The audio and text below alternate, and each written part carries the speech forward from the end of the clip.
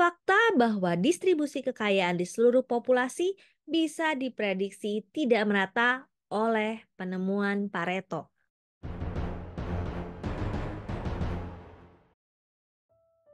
The 80-20 Principle.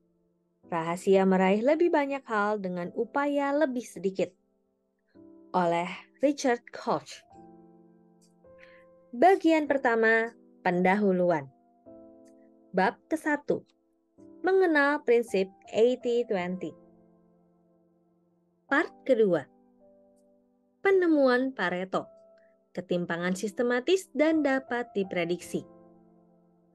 Pola yang menggarisbawahi prinsip 80-20 ditemukan pada tahun 1897 oleh ekonom Italia bernama Vilfredo Pareto 1848 sampai 1923. Sejak itu, penemuannya disebut dengan banyak nama, termasuk prinsip Pareto, hukum Pareto, aturan 80-20, prinsip upaya terkecil, dan prinsip ketimpangan. Dalam buku ini, kita akan menyebutnya prinsip 80-20. Dengan diam-diam mempengaruhi banyak tokoh penting, khususnya para pengusaha, penggemar komputer, dan pengendali mutu. Prinsip 80-20 berperan membentuk dunia modern.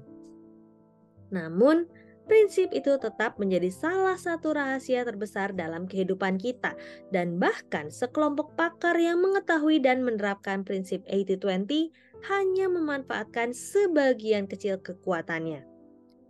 Jadi, apa yang ditemukan Vilfredo Pareto?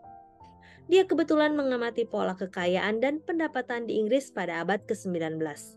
Dia menemukan bahwa kebanyakan pendapatan dan kekayaan dimiliki oleh sebagian kecil orang dalam sampelnya. Ini mungkin sama sekali tidak mengejutkan. Namun, dia juga menemukan dua fakta lain yang dia pikir sangat signifikan. Pertama, ada hubungan matematis yang konsisten di antara proporsi orang-orang sebagai persentase dari total populasi yang relevan dengan jumlah pendapatan atau kekayaan yang dinikmati oleh kelompok ini. Secara ringkas, jika 20% populasi menikmati 80% kekayaan, Anda tentu dapat memprediksi bahwa 10% populasi akan memiliki katakanlah 65% kekayaan. Dan 5% populasi akan memiliki 50% kekayaan. Intinya, bukan persentase tersebut, melainkan fakta bahwa distribusi kekayaan di seluruh populasi bisa diprediksi tidak merata. Penemuan lain Pareto, satu hal yang membuatnya sangat bersemangat adalah pola ketimpangan ini konsisten berulang setiap kali dia mengamati data yang berkaitan pada periode waktu atau negara yang berbeda. Ketika mengamati Inggris pada masa-masa lalu atau meneliti data apapun yang tersedia dari negara-negara lain pada masanya atau sebelumnya, dia menemukan pengulangan pola yang sama, lagi dan lagi, dengan presisi matematis. Apakah keanehan ini kebetulan belaka atau sangat penting bagi perekonomian dan masyarakat? Apakah hal serupa akan terjadi jika diterapkan pada kelompok data selain kekayaan atau pendapatan?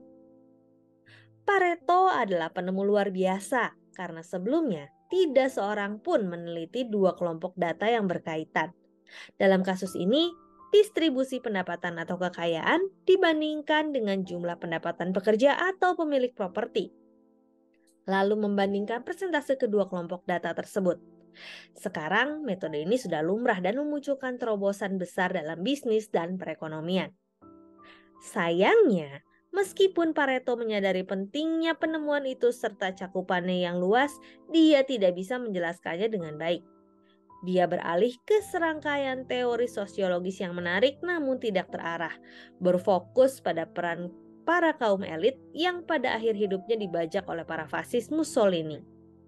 Kekuatan prinsip 80-20 terbengkalai selama satu generasi. Segelintir ekonom, khususnya di Amerika Serikat, memang menyadari pentingnya prinsip itu.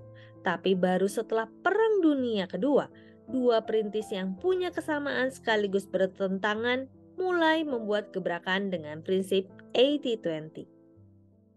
Demikian, The 80-20 Principle bagian pertama, bab pertama, part yang kedua. Saya Roswita Anggraini, sampai jumpa di part selanjutnya. Terima kasih.